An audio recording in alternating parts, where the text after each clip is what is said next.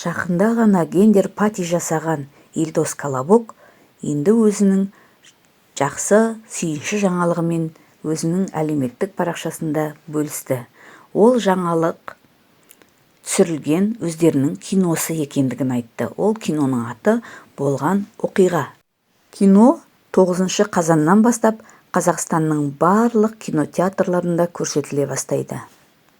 Кинода белгілі блогерлар мен Айсара киносына түскен, яғни Келінжан киносына түскен актерлардың көпшілігі осы фильмге түскен екен. Елдос Колобоктың айтуынша, бұл кинодан алатын тәрбие тағылым мол, өмірден алынған, сондықтан бұл киноны барып тамашалап, жақсы әсер аламыз деген ойдамыз. Соңғы жылдары киноиндустриясы бізде жақсы қолға алынып жатыр. Сондықтан кинолардың бір емес бірегей болуына тілектес.